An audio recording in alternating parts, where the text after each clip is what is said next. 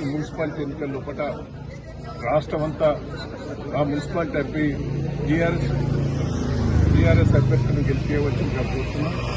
ఈ వార్డుల సురేష్ గారి పాప ఛాంబర్ ఆఫ్ కామర్స్ ప్రెసిడెంట్ ఎన్నో సేవలు చేశాడు.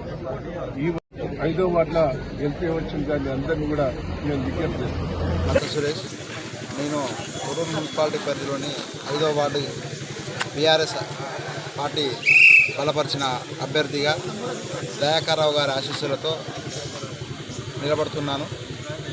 వారికి ధన్యవాదాలు తెలియజేస్తూ ఈ 5వ వార్డు యొక్క అభివృద్ధిని తోడ్పడాలంటే నాకు అధిక మెజార్టీతోనే గెలిపించాలని మంజూరే.